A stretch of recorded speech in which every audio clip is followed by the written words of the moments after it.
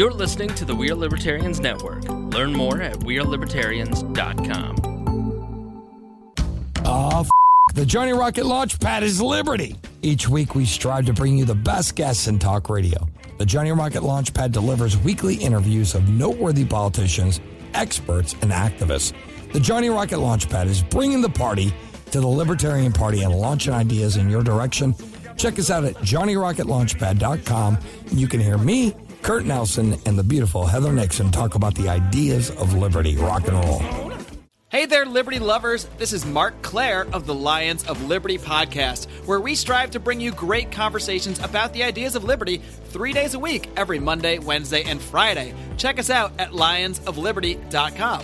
Hey guys, this is Roger Paxton, and if you're fed up with the government running every single aspect of your life, but you're not listening to the Lava Flow podcast yet, then what's wrong with you? Check us out at thelavaflow.com, or just go back to sucking up to the government. The Lava Flow Podcast, striking the root every single episode. We are supported by listeners like you. Donate per month or make a one-time donation through PayPal or Patreon at wearelibertarians.com.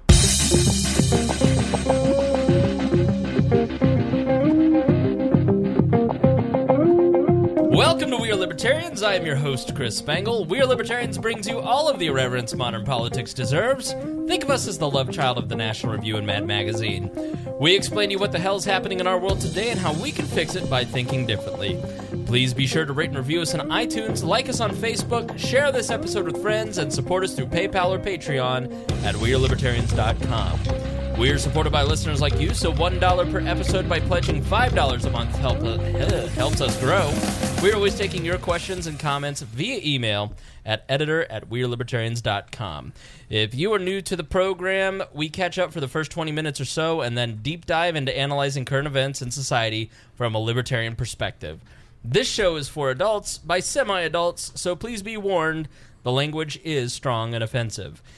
I'm joined by my valiant co-host, fresh off of his successful interview with Abdul Hakim Shabazz. Is successful a bit strong? I was interested to hear what you thought, if it went over okay. You did great. Did okay? Yeah, everybody else, not good. Really? Abdul did fine, as he will tell you. He's fantastic.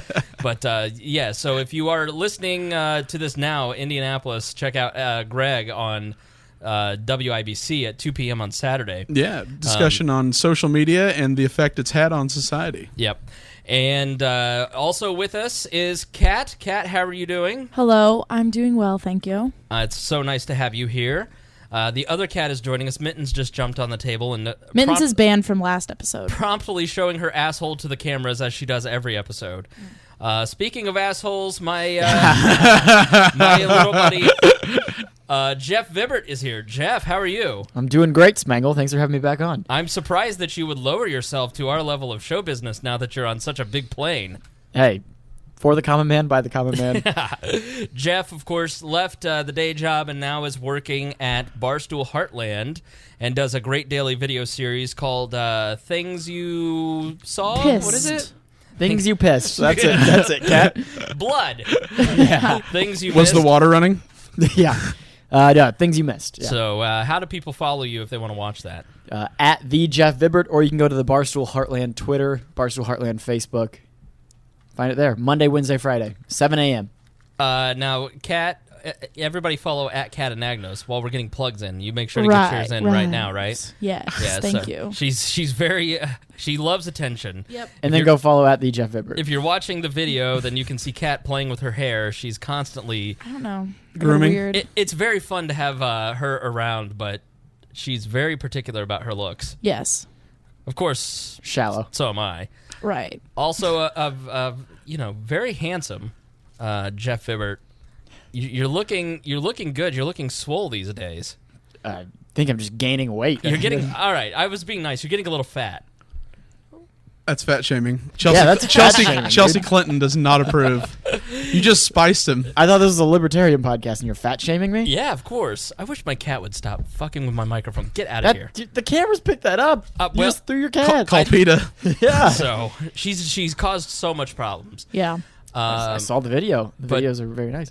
I think it's because, as Tad Western describes your job, you just drink beer and shout, "Saturday is for the boys." Saturdays are for the boys.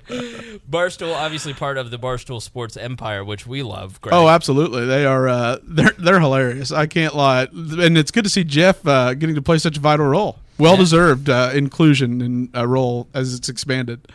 Now as he's Killed it. He's fighting gnats in my apartment. Sorry. that was a flea. Last episode, Kat told us about her most successful boyfriend, which was a guy who brought what to school?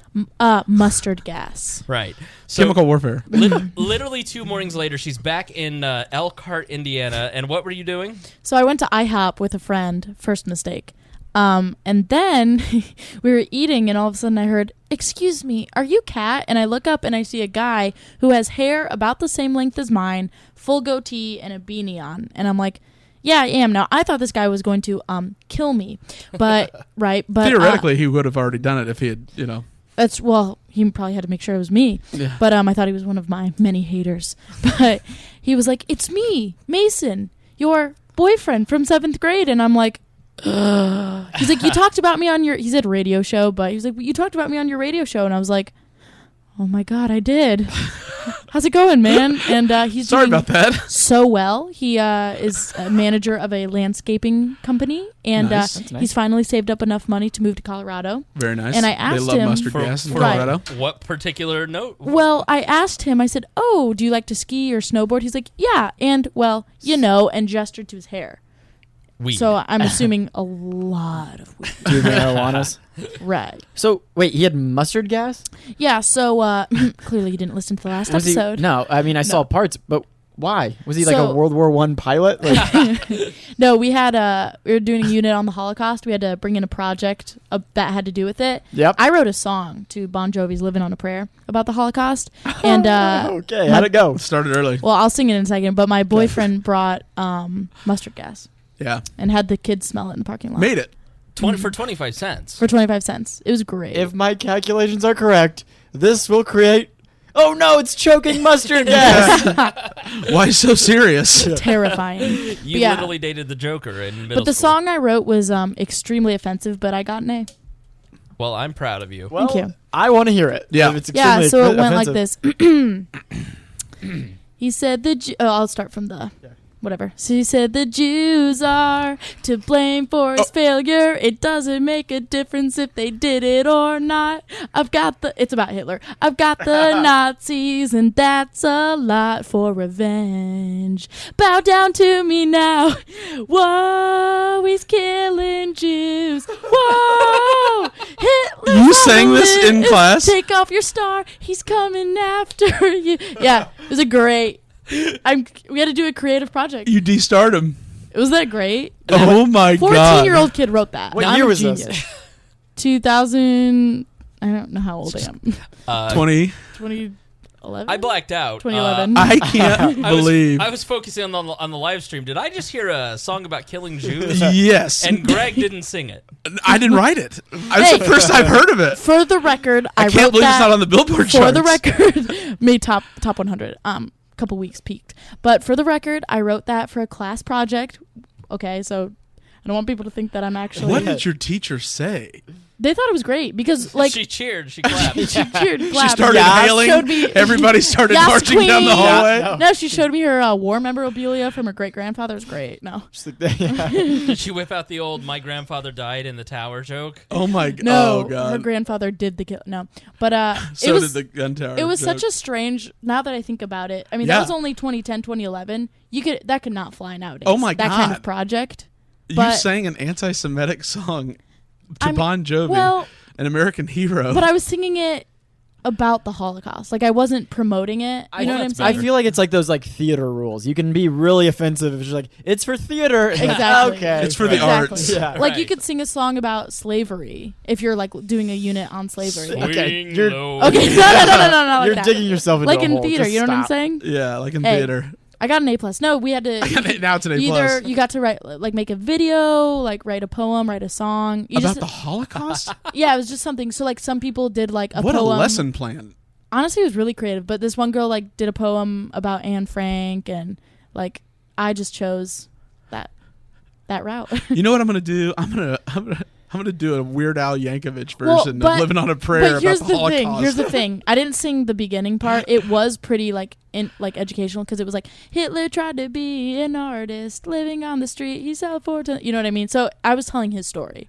You were. He tried to be an artist. He His failed. rise to fame. He said the Jews are to blame for his failure. It Yeah. doesn't make a difference if they did it or not. Got the Nazis, and that's a lot for revenge. Bow down to me. I don't know how 14, this isn't on that's- your YouTube channel. Honestly. Hey, I You think would be that's a huge great on 4chan poll. I think that's a great historical song. I absolutely do. I think it should be sung in schools every year. That should be Wouldn't on. go that far. Yeah. I cannot believe you wrote a song about the Holocaust at 14. Yeah. God bless you. Oh my Thank you. God, that is stunning. And for the record, I have 2 Jewish friends, so then, Chris, you're clear. I'm fine. Not racist. Right. Not right. anti-Semitic. All right. L'chaim. Dreidel, dreidel. Before we go any further and end up wrecking the show, for, Cat Anagnos echoes. Yeah. Yeah. We want to talk to you about our sponsors who are bringing you this episode of We're Libertarians. Maybe not. Yeah. Yeah, that's a good plan. Yeah. Let's just give put some, that at the end. Let's give some space. Let's give just a little bit of space here before we get to the sponsor. Yeah. After the Hitler Is that song. too far? Yeah. I'm sorry. Not at all. Not at all. That is very fitting No, for this podcast. you're not the right person to ask that question. That's of. fair. That's fair. I wasn't offended, so I think you're fine. Yeah.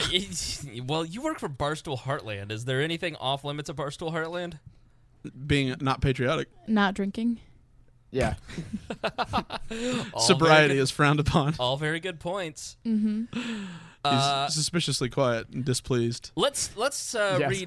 read a listener letter. Okay, let's talk about the listeners Let's here. do for a that. second. Yeah. So as you know, we do a little segment here on the show called Dear Leader, where we take questions for the audience. And this is not so much a question as much as a comment from Andrew at the Andrew Bowman. I don't know why he's at the Andrew Bowman because I've never heard of another Andrew Bowman, let alone this Andrew Bowman. So, But he is the one. he is the Andrew Bowman. There will be no substitutes. He says, "Thank you, We're Libertarians, for putting episodes on YouTube. Much appreciated for the ability to listen while quote-unquote working. I don't know what the quote-unquote while working means." I'm shocked. So they would block audio like Stitcher? But Maybe. he can listen to YouTube? Couldn't he just download it on his phone? I- Through iTunes or Google Play? So I found out that there are a ton of people who go and listen to podcasts on YouTube. And Really? that is their podcast player. I know that that's the first I'd heard of that, or it would ever have occurred to me to do that. Like I've Exactly. downloaded audio and ripped it from YouTube to listen to a speech or something like that, but I've never streamed it. So he's never listened to the show until you put it on YouTube? Exactly. That's what I don't know. What did he search? He searched Hitler did Enticing. nothing wrong. the point that I would like to make is that I, dear leader, always providing, have taken every single one of our episodes and put them on YouTube. Thanks That was an unbelievable effort. to effort. Yeah. A Unbelievable. lot of effort. It was 300 pieces of audio that we put up on Yeah. YouTube. This is just ridiculous. This is you're just reading this letter so you can plug your YouTube That's page. exactly right. Thank you for calling me out, Jeff. And so go and check that out. We're also doing high quality video. So part of we've listened to your feedback a little bit, and so many of you want to share various pieces of the show with your friends to try and get them woke. Yeah. And you just don't want to share the first 20 minutes or so, which with all the inside stuff. So what we're doing is we're extracting the video segments of each segment. So last week we extracted the communism part, the Mueller part, and the social media part. Put that up on YouTube so you can share that with your friends. They can watch it. And then we also have the full show and then a few smaller clips. So go and check out our YouTube channel. Please subscribe. Share that stuff with your friends. We're just trying to make it easier for you to get at us and share our content with your friends. Slide in DMs. And slide in DMs. And also go check out the Richard Spencer episode that we did. I don't remember. It was Jeffrey Tucker versus Richard Spencer. The alt-right has been all over that post. We've been called the N-word. Greg, you're very gay. I didn't know if you knew that. They or not. called me the N-word after that? No, they called you the F word. Oh, well. We got called all kinds of foul language. Did we really? There's Who's- 15 posts on there that are On what unbelievable. page? On the YouTube channel. Oh, really? From So the I can audio- go troll? Yeah, absolutely. Yeah. I'll go get some alt-writers. So go check it out, and libertarians are a joke, according to That's them. stunning because we've given them as fair of a shake as any news outlet that exists, in my opinion. After reading that, never again, because these people are just straight up racist Nazis. Well, God. Yeah, it's like they wrote a song. All right, know. you have a point, Greg. But no, Kat, do you know him? Did you date him in 8th grade? Was this the think so. rebound guy? Yes. So, all right, let's get into the ad reads. We're going to talk about a great sponsor of We're Libertarians, 812 Farms. Now, 812 Farms is near and dear to our heart, but also the heart of Jeff Vibbert. Love 812 Farms. Jeff has a podcast. I'm going to be your next guest. Yep. Once you next edit, week. Yeah, next week. So go check out the Jeff Vibbert podcast, Vibbert. And 812 Farm sponsors you guys, too. For sure. They're amazing. Interesting how that happened. Did you steal my sponsor? They came to me. We got sponsor cucked. They've been with us since day one. Well, day one after No, we were day zero. I mean, well, I'm just saying they've followed the podcast since day one. oh, okay. Since Greg, episode 1. is there an apology owed here? I would say Ding, there's. ding, ding. We're not quite there. We haven't been able. We don't have the documents. We're gonna need to actually We need get the the birth documents to certificate. have Wait, this. you want me to apologize to you for? Yes. No. Bro code. Podcast bro code. We're not sponsored. Bring Eskimo out Brothers. the Obama birth certificate. We both help 812 Farms. They make more money. We get more money from advertising, and that's how the circle works. Cycle of life, baby. All right. Well, I'm not Hakuna mad. Matata. I'm not mad. And I'm you know mad why? for you. Big dogs gotta eat. You need to stand up for yourself. You know Really. why? Thank you. You know why I'm not mad? Because everybody needs to hear about 812 Farms because they've been an amazing sponsor of ours. They've been an amazing sponsor of your show, Jeff, at the Jeff Vibbert podcast. And let me tell you why they're amazing. 812 Farms is a 2-acre commercial hop farm providing breweries and home brewers with fresh hops, whole cone hops, and hop pellets. They're opening a 250-seat wedding venue right on the farm, so you and your mustard gas boyfriend can get hitched down on the farm, Kat. And I can't imagine what she'll walk down the aisle to. They just acquired. That'll be the first dance. They just acquired a complete brewing system to open up their own restaurant and brewery, and they're striving to be Indiana's first destination brewery. And their ingredients for the restaurant and brewery will all be grown on site or within a 30-mile radius. So they're trying to give back to the local community. They're not only supporting 2 local podcasts, but a lot of local farmers. And we want you to support them. If you're in the Indiana, Ohio, Kentucky, Michigan, Illinois area, please be sure to buy your hops from 812 Farms. Follow them on Facebook if you're not. Just follow them regardless. It's 812 all spelled out, not the numbers. And thanks to our good friend Aaron for sponsoring the podcast. And we hope to have him back soon. So I talked to Jeff on their podcast about doing a joint episode. I'd love to go down there and do one. Yeah. Sure. Our next sponsor is MartinArmory.com. They were founded with a simple goal to make buying a gun simple and affordable. Instead of carrying thousands of different guns, MartinArmory.com only carries 25. And what that does is that allows them to focus on providing the most popular guns on the market at insanely cheap prices. And for a limited time, their prices are going to get even better because they're offering We Are Libertarians listeners free shipping at martinarmory.com. Simply go to martinarmory.com, pick an awesome gun, and enter the promo code We Are Libertarians. Again, that's martinarmory.com, and enter the promo code We Are Libertarians. They're a great sponsor of ours, like 812 Farms, like We Are Libertarians, like the Jeff Vibbert Empire, all starting from the ground up. We need you to support these libertarian businesses. We need you to support people who are like-minded. So please, go to martinarmory.com, check out their website, like their Facebook page, and buy a gun, most importantly, because that's how they're going to make their money.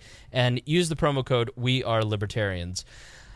Speaking of, we talked a little bit about being woke. Yes, Jeff? Real quick, what was that last sponsor's name? martinarmory.com. Don't tell him, dear leader. All right, can't wait to cuck them from you, too. You son of a... Yeah. Yeah, I'm sure that'll go over well. Close with your ears while I do our sponsorships. Yeah, exactly. Now, Anagnos over here, Kat, Yes. we got you woke before the podcast, didn't we? I just can't even speak about it. My brain used to be this small because I'm a female, and now it is about the size of like half a man. Half a man size. Half a man my size. size? Brain. Yeah. Right, something like that. Holy crap. It all started last night when my dear roommates asked me if I've heard about the Sandy Hook conspiracy. So I sat with them and watched the 2.5-hour YouTube documentary. Not sold on that yet. Then Right. I brought it up to Dear Leader, and we were talking about that, and he was like, hey, but have you heard about the Kennedy conspiracy? Listen. Sat down and watched about 3 Alex Jones conspiracy theories, and honestly, I'm woke. Yeah. So listen, I'm not a Sandy Hook denier, nor am I a 9/11 truther. I don't buy that at all. But the Kennedy assassination, I'm all on board, and I gave you like a full treatsy on it. I am on board with Yeah. that. I ship it. I don't think that's a conspiracy. It's the truth. What do you think happened? Okay, so Oh god. I believe that the CIA assassinated both Kennedys and Martin Luther King Jr. And see, Kennedy was a transformative figure. Are you trying to tell me something? Yeah. What? Apparently we're kind of staticky. Oh, okay. Well, I do what I can. Sorry. So I believe that the CIA assassinated the John Kennedy because John Kennedy came to a point in the Bay of Pigs where he realized how nuclear war was so imminent, and he was getting bad information from the CIA, and they seemed to be pushing him towards an interventionist foreign policy when he didn't want that. And nuclear war almost took place had it had not been for the leader of Soviet Russia calling him and saying, hey, not for nothing, but I don't want nuclear holocaust, do you? No, I don't. Okay, let's... Well, give me a day. Right. I don't want to be too hasty. Kat's ears just perked up. She heard Holocaust. Right. Sorry, what was that? So I'm back. who knew that Greg wasn't going to be the edgelord on the show after today? I know. I feel. I mean, God, these young kids. They're Hey, angsty I was giving a edgelords. historical song. It was a class educational historical song that I wrote I bet it was. to a hit tune. It was fun to sing. Yeah, it's like the Moses Pharaoh let my people go. It's just Yeah. like that. Oh, I love that one. So Vacation Bible School. Methodist. So he was no fan of the monetary cartel that is the Federal Reserve. He was going to try and end that. He was going to end the CIA, and he fired Alan Dulles after the Bay of Pigs, who was the head of the CIA. And he also pissed the mob off, which helped get him elected by Vote counts in West Virginia and Chicago. Right, 20,000 votes changed. The winner of that election changes. Richard Nixon wins in 1960. Yeah, and then he pissed the unions off by appointing Bobby Kennedy as Attorney General, who was no fan of the unions. And Who were connected to the mob through Jimmy Hoffa with his ties. Exactly. And so after firing the CIA director, he ends up getting killed. There's a guy named Howard Hunt. Yep. And Hunt claims that he was part of the conspiracy to kill JFK, and he was a CIA operative. And Hunt was one of the alleged 3 tramps during the actual Church Commission, the Senate investigation, and as well as he was the guy that he got caught for breaking into the Watergate Hotel. So this is a guy, and he was the personal assistant to Alan Dulles prior to all this. So in high school, we had to type a persuasive paper, and I forget what mine was, but my buddy goes, I'm going to type a paper on JFK's assassination and say he killed himself. He failed the paper, but it was pretty convincing. He got me. I was like, oh. So yeah, I was just she was asking me a lot about this, and there's also some theories that George H.W. Bush was the one who ran he was working for the CIA operation that killed Kennedy, and that's why he was like bought and paid for, and the New World Order was born out of that. So, but the Kennedy assassination is about as conspiratorial as I get. I could see the government at that time being able to pull something like that off, but the government we have now, if you had something like 9/11 and you had hundreds or thousands of people trying to with cell phones in that era, pulling off the 9/11 conspiracy, and nobody's leaked at this point after 15 years. Anthony Weiner can't text a 15-year-old girl and keep it private. Right. There's no way of keeping that private. Right. You know what I mean? You have to really assume that they were so good that the government is so good at cover-ups that they pulled that off, which is just, it's impossible. In the words of Chloe Anagnos, because I asked her what she thought about all of this, and she said, our government isn't that smart. Yeah. Yeah. And I generally believe that. The CIA is the one organization I would say they are exceptionally talented. Sorry, that's us, guys. Just checking everything. Sounds good. Yep, sounds great. I think it's on. So yeah, we that's how I got Little Cat Anagnos woke. Yeah. So you watched that today during the day? Yeah, we watched like 3 Alex Jones while you were conspiracy. interning. Oh yeah, while I was interning, doing a lot of work. Yeah. What? Please say the phrase. Oh, sorry. I have never been sexually harassed at We Are Libertarians podcast. Thank you. Or the other place which don't mention. Right. No, but it's just so interesting. So many people, especially my age, who don't know much about politics, these conspiracy theories have kind of leaked into the mainstream media, like these sources, Alex Jones and all of this, especially when it's published on YouTube. So it was just funny to see all of my college roommates talking about these things that we talk about on the podcast. You guys believe in Justin Bieber being a lizard person? Okay, I've seen that one, but I believe that Avril Lavigne is dead and she was replaced by I believe that for sure. You also have some Taylor theories too. I cannot talk about that on air because I'm actually afraid she would kill me. Tadoff Switler? I need to know. Tell me right now. Apparently, okay, I have to explain it. Hold on. Apparently, Tumblr is 4chan for girls. Yes. Yeah. But the conspiracies aren't like Boston bombing people. It's Taylor Swift is a lesbian. It's like celebrity gossip and conspiracy theory. So I made a Tumblr account, and I have to say this, because hang on, who do you follow on your Tumblr? Do you only follow Taylor Swift blogs? Yes. I only follow John Mayer stuff on my Tumblr. Okay, perfect. He's not kidding. Bonding. Perfect. And motivational quotes when I got really depressed one time. Oh, Anyways. yeah, me too. One time. Word porn. Yeah. Weird. No, but went to a Taylor Swift concert, thought she was great, and they always talked about how she went on Tumblr a lot, and she used it to interact with fans. So I was like, all right, I'll make a Tumblr, and I'm scrolling through, and I find this dark rabbit hole of these 13, 14-year-old girls who are convinced that Taylor Swift is a secret lesbian/bisexual woman who has dated her best friends who are girls, and so some of her songs are about them instead of guys, and it's all this big PR cover up, fake relationships, which it's true. Celebrities do fake relationships for publicity. Oh, Jeff, absolutely. you know all about that, don't you? Yeah. So I fell down this deep rabbit hole, and I was at the day job for 2 hours. We sat, and I showed him these girls. I kid you not. At the day job. At the day job. She the night before had prepped me with an hour and a half, 2 hours of text messages too to get him ready. But here's the thing: is they had pictures, they had dates. They these girls hack into Taylor Swift's private jets, logs, and know where she's going. They track her jet. I'm not even kidding. 13, 14-year-old girls do this? I'm not even kidding. Yeah. So and you don't have to hack it. That's published, the actual traffic. Okay, well they find it, yeah, which I didn't. They request it and look it up. I didn't even know. That's insane that they get the number and they, the what flight I mean? number, yeah, and track that and take off. So they landings. track her jets. They put together collages of all the paparazzi pictures, and they've created all these investigative journalism. I'm telling you, I'm these kids are impressive. And after 3 hours of just sitting there reading it, because I fell in this hole, I was I'm 20 years old and I'm somewhat college educated, and they've got me hooked. I believe this. It's crazy. I mean, Greg, it is that way, isn't it? It's you start falling down these rabbit holes of conspiracies like Pizzagate, and you're there's some validity here. I can see this. I mean, with Pizzagate, the big thing is the former Speaker of the House, Denny Hastert, is a convicted pedophile. Right. So it's a little different. The fact that there's more than likely a Washington D.C. pedophile ring, and then his former staffer just got arrested last year for pedophilia. I mean, that isn't a big leap. And there was even in England, what was his name?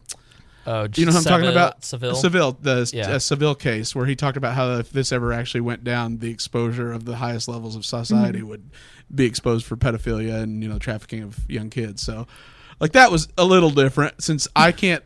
Taylor Swift's never been arrested for bisexuality, and I can't speak to the validity of these claims. Well, and here's the thing that's crazy: is everyone is a lot of people think, oh, Taylor Swift is such a business person and savvy. She's got her hand in everything, and her management, her PR team is so good. So low key, sometimes I'm I don't want to speak out against her. I might get killed, or worse, never allowed to go to one of her concerts again. That's know what true. I mean? Then you can't go and ugly cry with Chloe. Then I can't. Right, exactly.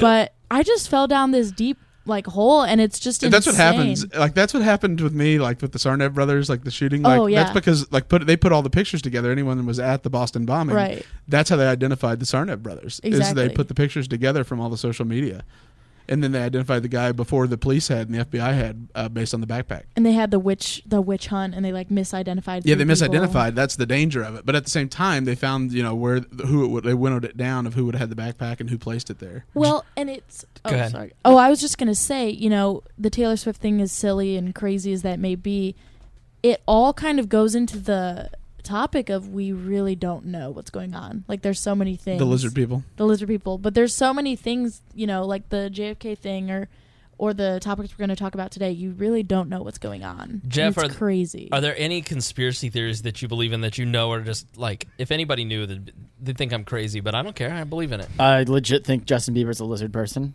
Really? His eyes I've seen spliced at the airport, and everyone saw him morph into a lizard. What? Everyone. Yeah, there was like 100 people there waiting for him to get off his plane, and he morphed into a lizard in front of 80 people, and they all went nuts. And there was like video of his eyes like shifting. Oh, that's weird.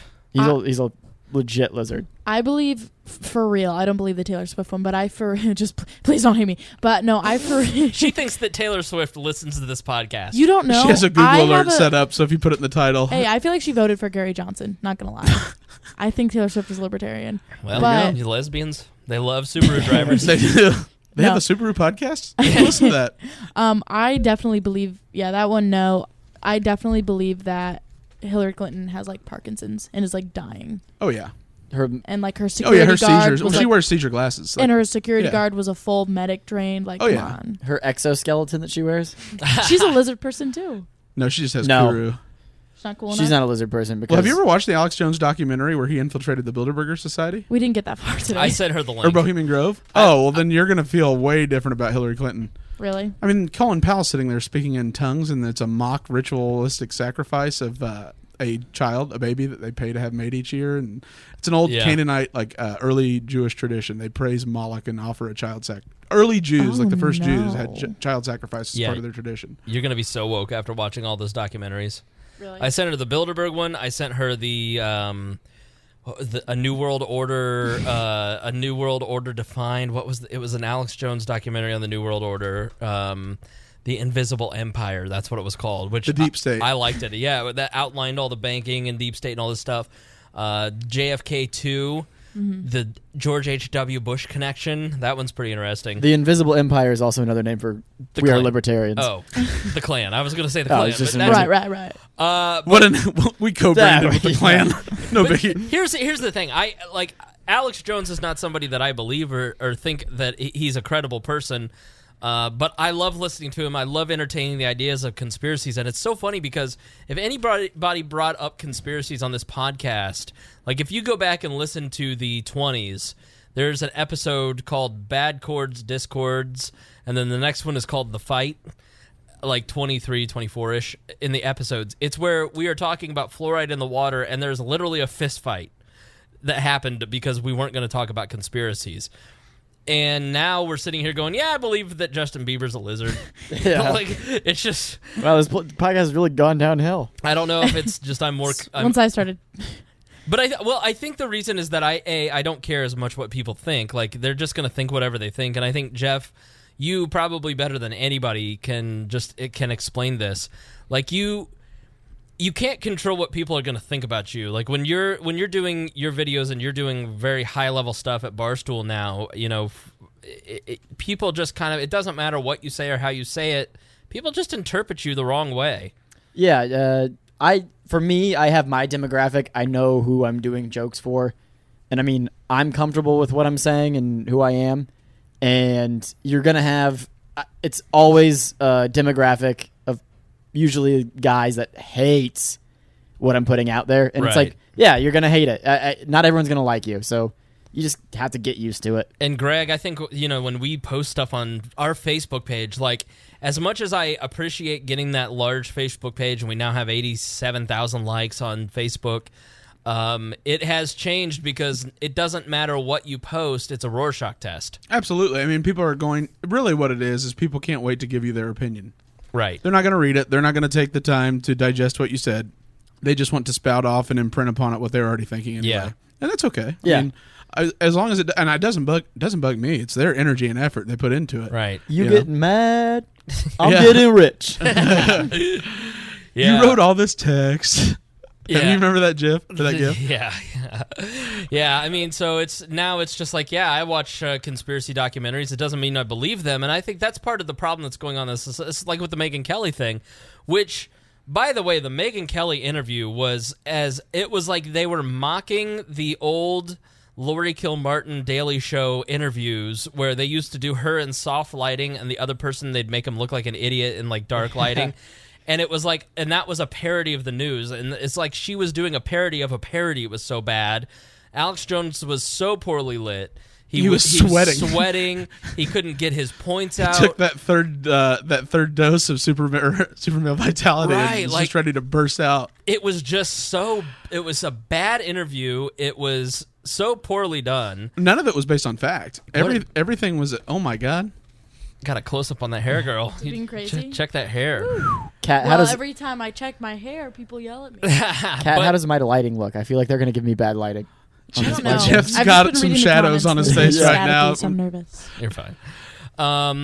I'll go and edit if the people we're doing a test live stream to our Facebook group. We have a Facebook group for all our fans that you can find at WeLibertarians.com, and we're doing a test live stream. So go and watch that in the Facebook group, or we'll post it later on YouTube. So the Megyn Kelly interview with Alex Jones was really atrocious. I mean, it was a bad interview. I don't know why he did it. She made him look exactly like we all knew she would make him look. She wooed him. Which is who he is. He's crazy. But, I mean, that's the thing is his demeanor's crazy. His behavior's crazy. He's absolutely, like, manic in all of his, mannerisms and quirks. Right. But if you go and actually just it's a lot of, you take away everything like that. And all you ask are what questions is he asking and what are his actual points. If you go through and look at it, like on the Sandy Hook, he's not a Sandy Hook denier. He simply raises questions that were never addressed, and the fact that he raises the questions, it's hurtful to the kids. It's hurtful to the people that lost. Asking the question, asking for additional information or clarification on the information is an act that we can't even allow because of their feelings. Right. Mm-hmm. And so that isn't right at all. Their feelings are not you don't accommodate that in order to, you have to get the full story. You have to get the facts. And investigative journalism doesn't do it. He does. Mm-hmm. And when you leave open that window of interpretation, all it does is fuel the conspiracy theory. When you don't give a crystal clear answer and there is room for indecision or ambiguity on something, a vacuum exists, and it's only natural that a conspiracy develop. Does investigative journalism still exist? No. No, not. I mean, there are some, but I think it is the closest to investigative journalism that we have now are leakers. The Intercept. People like The Intercept who get government secrets from people like Edward Snowden and then interpret it for us. And they face the hardest time in the world, even trying to get ad sponsorships.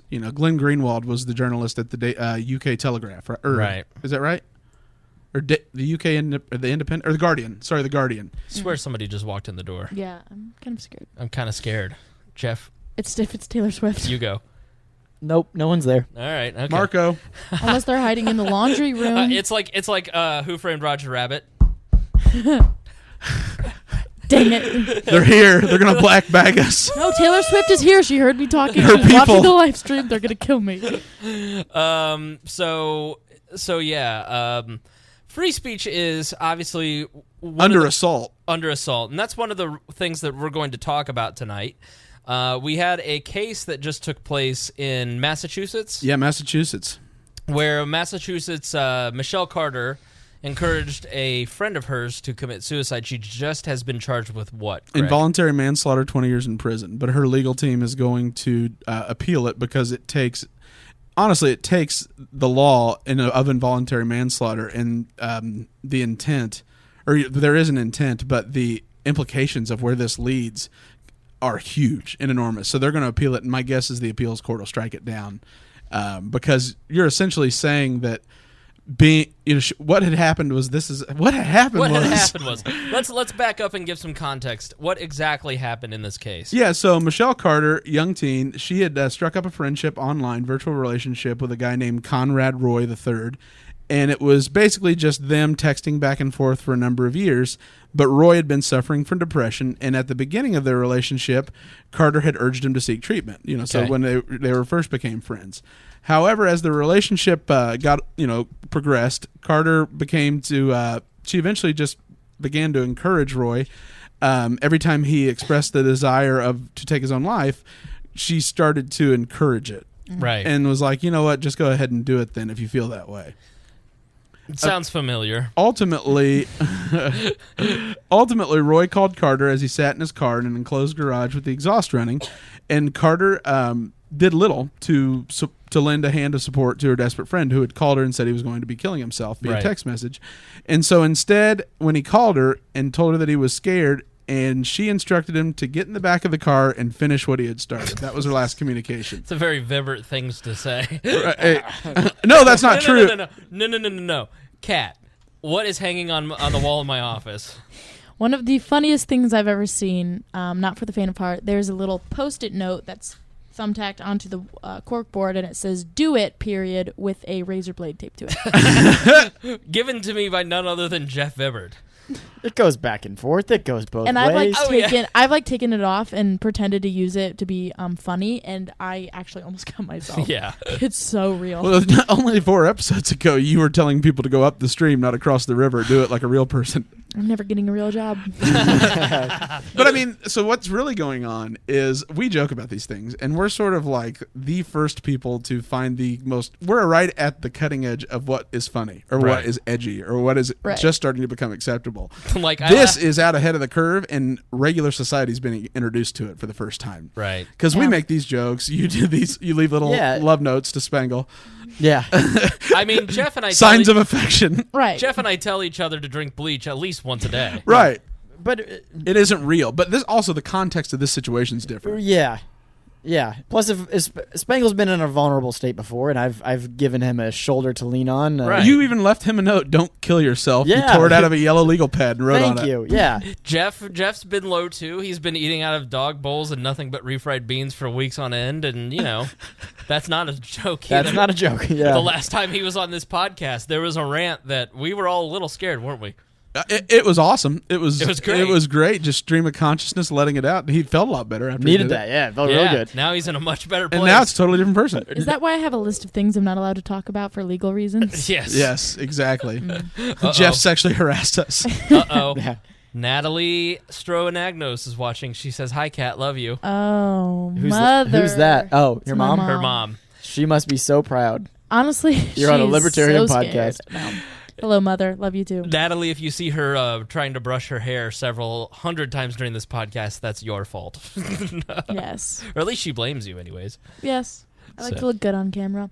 But no, this definitely hits home for me, this whole situation, because, as I shared before, and you laugh, I was heavily... put it on me. There we go. Yeah. Project on me. Well projecting. done. No, I was heavily involved from 14 to 17 in this online gaming community. I'm a big... No, you laugh. I'm being honest. What game?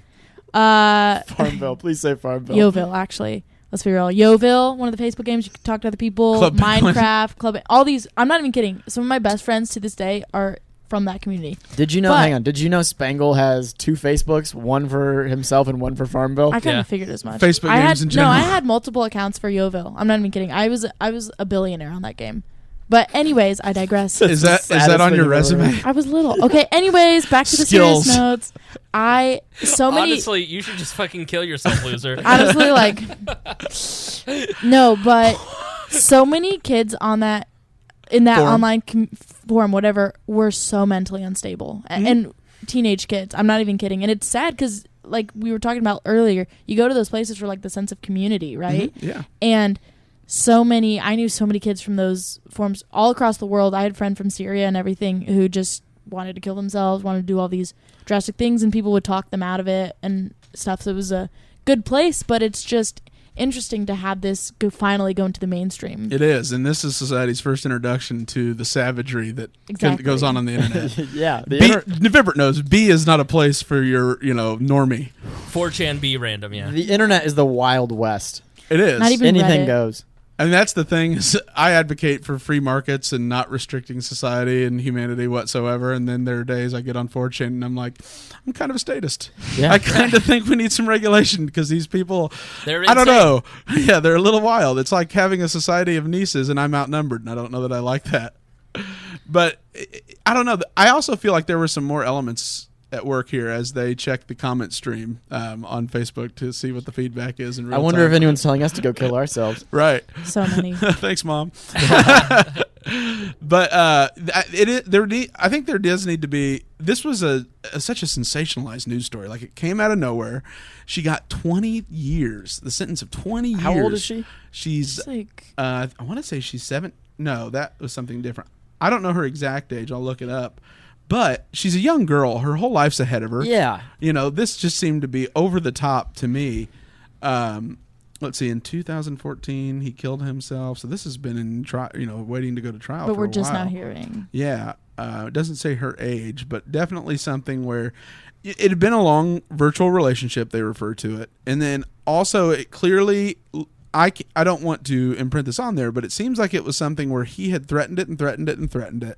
She eventually just kind of fell out of touch with him and was wishing he wouldn't keep using this to draw her back in. And then, is the door open? Yeah, go shut the door, Robert. I think the door's open. Oops. So it's kind of like a Boy Who Cried Wolf. Or scenario. that, or I don't know. I don't want to assume this, but something where he was kept threatening it, and then he was in love with her, and that was the only way he could get her to respond. Greg's totally thrown off. Sorry. No, but I mean that's the vibe I got from the nature of the text exchange. Yeah. Is it something where? And so it just got to the point where she was tired of him using it to bring her back. And so then she just said this, but then when she found out that he actually had gone through with it, she immediately called her friend or texted her friend and was really worried, and that was introduced as evidence. Yeah, I mean, it could probably strikes a little bit of emotional manipulation. A lot of times people will take advantage of, suicidal talk. It's part of the reason that some people will open up about suicidal ideation is that they want attention. Right. You see it on Facebook.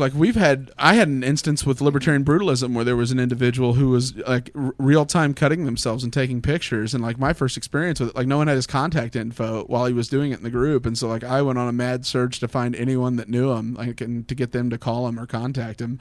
And then, the next day, he's fine. He just had a rough night. And it's that was my first brush with it. And I thought, this is just madness. Yeah. And it's interesting because, like I said, this is, like we were saying, it's just now getting introduced to the mainstream world. If you think about it, the online community, or just people who communicate more over technology than in person, tend to be more, alone, lonely, mentally Socially unstable, isolated. Socially isolated. So, of course, that's going to make them more suicidal, right? Absolutely. Jeff, stop crying. We're not talking Jeff. about you.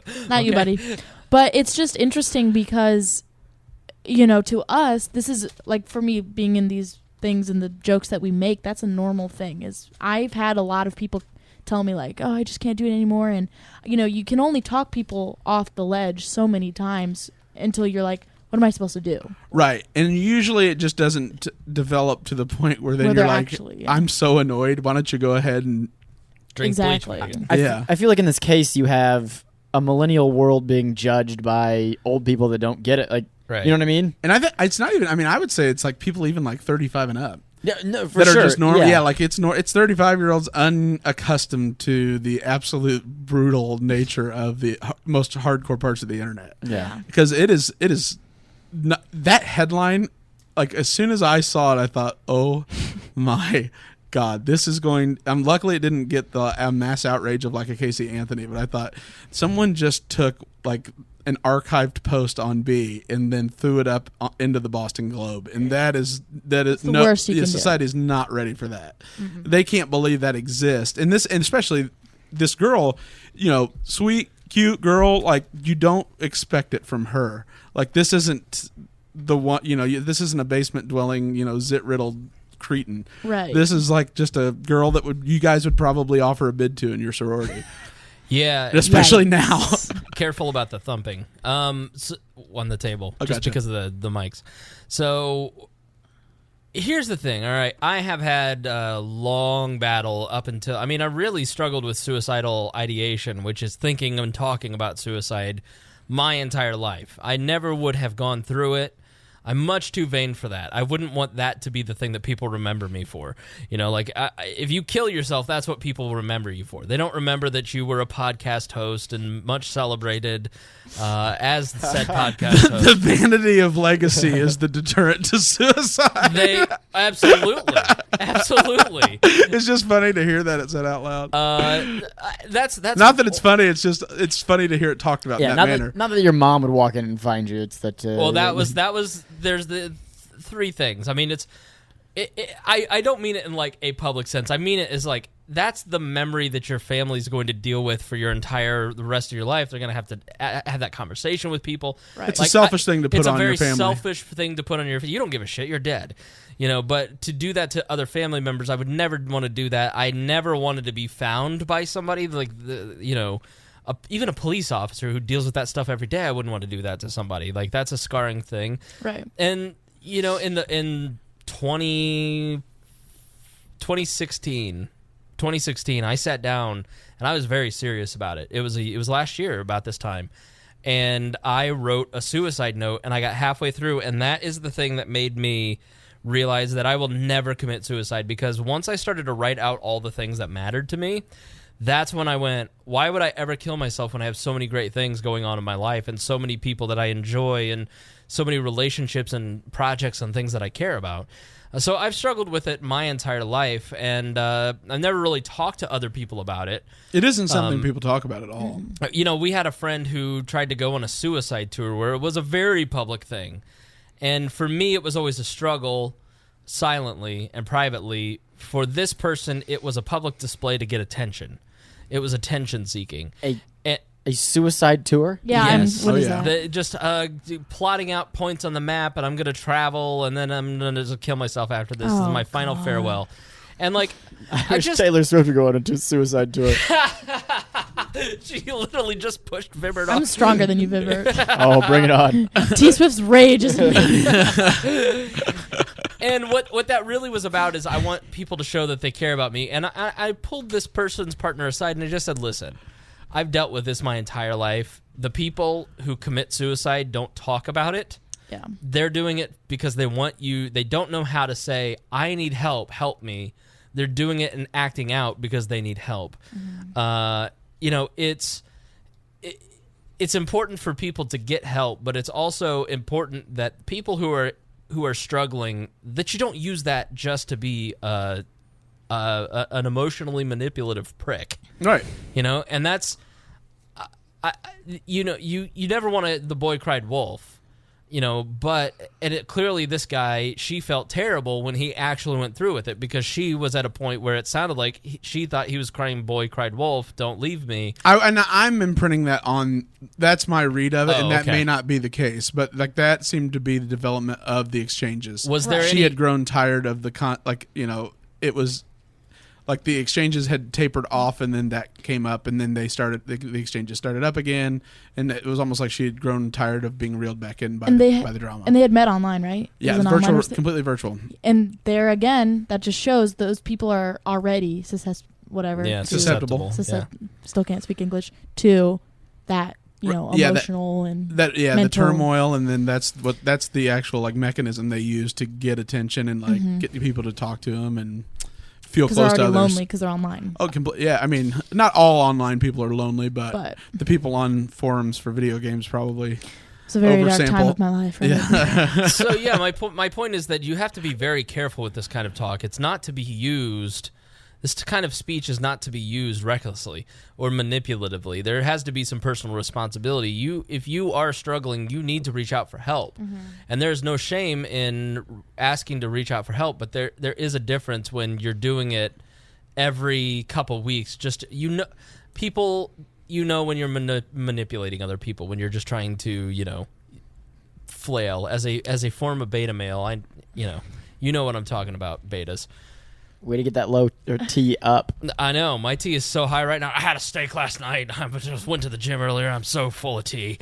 Well, and I think it's interesting also, another thing that's like another way suicide, I guess, as mental illness has kind of broken into mainstream is, like we talked about before, 13 Reasons Why on Netflix. Yeah, that documentary, that's what was brought up in one of the articles I was reading, is that is another thing. I don't know what this is. Explain this to me.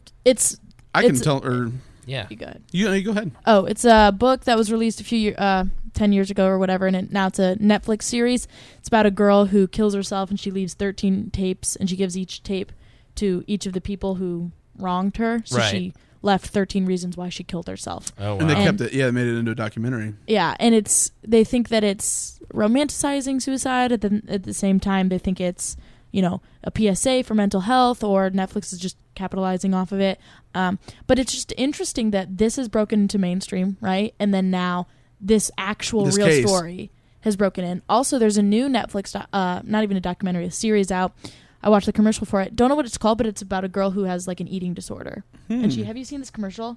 It's really dark. The trailer for the series is this girl like counting the calories of her dinner, and her parents seeing her at her like mental hospital because she has this, and it's like I dropped my putty. It's like they're romanticizing it in a way. That's a real thing, like the pro-ana community is what they call themselves. They're pro-ana. They're like pro-anorexia. Right. Oh. And it's a lifestyle decision, like being gluten-free or that keto. Is so and it's just, and it's just crazy because these big things are, that we've all been accustomed to because we've been online for however many years.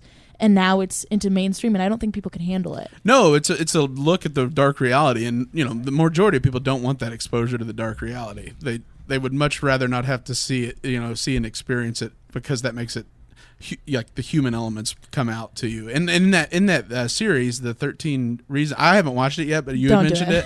But I want to now, because the thing that got me was I didn't realize she didn't leave a suicide note to her parents. Nope. They had no idea what happened. And so yet she had left these to all of the people who were sort of instigated her decision to kill herself. And then, though, it continues on and looks that all of these individuals were actually dealing with their own issues, right? Issues and desires or thoughts of suicide and ideation. It was, like I said, and I've said this before, but I had mixed feelings about it because part of me, like I consider myself a stable person, but it brings you. And it's for anybody, and it just brings you to a dark place because it's so upsetting to see like on camera. And so I can't imagine, there's so many PSAs out like saying, if you are mentally unstable, do not watch this. Copycats, you know what I mean? Mm-hmm. So, it's everything's amplified too because of social media, like with cyberbullying. Oh, exactly. Like these things, because it's a groundswell in 2 seconds. Right. All it takes is someone broadcasting this out, and then one person to comment, you won't do it, you're just seeking attention, and then in comes a flood of people who hadn't said it but now feel like they have license to continue saying it until it leads to a suicide. And copycatting, just like with the new thing out. Mm-hmm. So here's... Is that what it's called, copycatting? I just made it like just okay, I didn't know that was like a real term. Yeah. I got what you're saying. Like a murder, copycat murder. Yeah, exactly, a replica. Mm-hmm. So I think here's the question for libertarians. This is a free speech case. The implications of this are enormous. But is it? Okay, because here's the problem. Here's where I struggle, and I think that a lot of libertarians struggle with it. It's clear from reading these text messages, it's just like Christy Avery said on the live stream. How could somebody say this to another person? And there is a total lack of empathy in what she said and what she instructed him to do. And there's a case to be made for incitement here. She is inciting him to harm himself. And how can incitement be legal? It's the same concept as yelling fire in a crowded theater. You don't have the right to say fire in a crowded theater, according to the Oliver Wendell Holmes thinking, because that's inciting people to panic, which causes bodily harm, which means that people that rights are violated. Essentially, you're threatened. Your life is threatened because someone incited. They used their words to incite violence. This girl incited him to kill himself. She was apparently the tipping point for him to harm himself. Now, she had also advocated for him to seek help and spent a very long time doing that. Do those weigh the same to balance out? I mean, I would say that context and timing matters. I mean, if she's saying that at the very beginning versus at the very end. She did. I mean, that's the thing is, for the majority of the relationship, she's saying, please get help. I know you need it. And Right. you've been talking about it. And she stayed in the friendship, clearly long after she had any interest in doing so. But intimacy means that your words carry greater weight, and they had a more intimate relationship versus at the very beginning of the relationship. And so she's inciting him to kill himself. Does she not deserve to pay a penalty for that? Are words that incite words that are punishable? I think it's, oh man. It's a good question. Because For me, there's like so many levels to that, because then it ranges into you get into the realm of, does it matter? You have to start applying circumstances to it, and then looking for what, trying to read into something you don't have any proof of, because at the beginning of the relationship, they're friends, and he's admitting he doesn't feel, he's dealing with depression, and she's there for him constantly. Right. And then what she should have done is, listen, I no longer want to be contacted by you, and she chose not to do that. She stayed in it because he kept threatening it and wanted to be there to deal with it. I just feel like that too shows an element of her humanity, because she showed that she was someone who was there for him to help. And then when she just made a stupid, dumb decision out of either we don't know, she hasn't spoken on it, but because she had been tired of dealing with it and feeling manipulated, she just said, do it, go ahead, finish the job.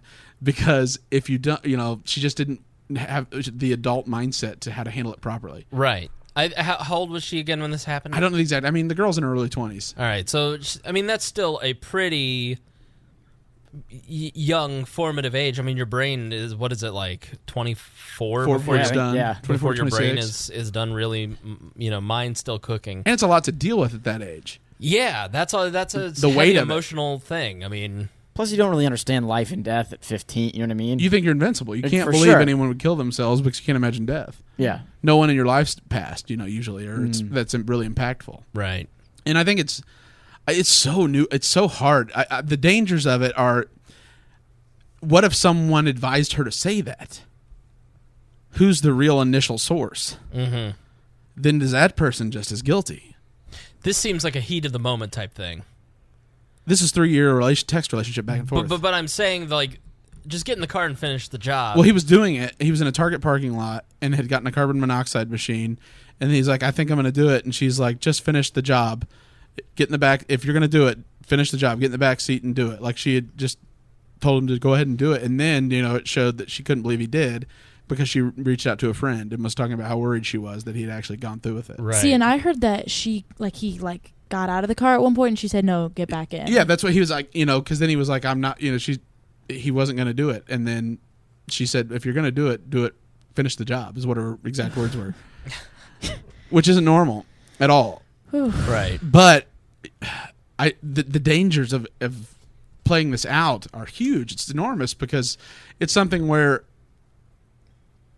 look at George W. Bush. I mean, look at a president. What your words say, what words you use, determine the course of history. They determine invading Iraq. They determine the rise of ISIS. Is he responsible? We hold him responsible for those things, and yet he walks free. This girl says, go ahead and do the job, and he orders the authorization of military force. So to play the other side of this, she is not putting the knife at his throat. She is not the one that is hooking up the carbon monoxide machine. He is the one that has the ability to make the choice or not make the choice. And so we're absolving him of choice for a situation where, based on mental state. Exactly right. And so you cannot take out of the equation. I mean, explain the fundamental principle of libertarian is the non-aggression principle. Correct. All right. So explain that in this context. So the principle of non-aggression, words aren't a valid justification.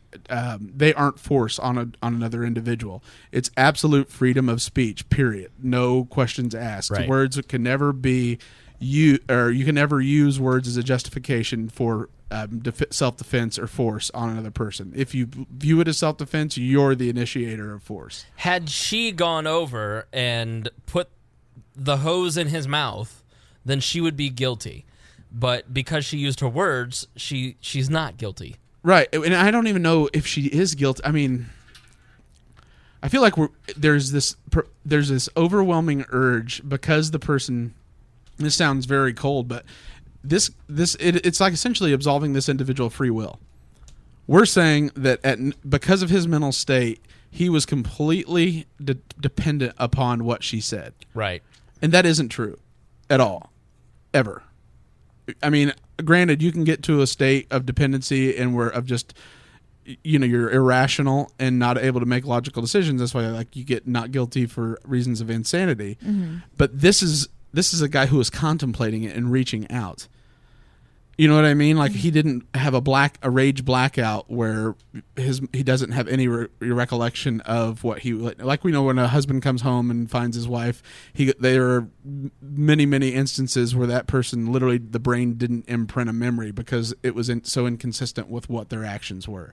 This is something where he was talking to someone, had decided against it, then she encouraged him to go ahead and finish it and do it right, and he listened. He made a conscious decision. Right.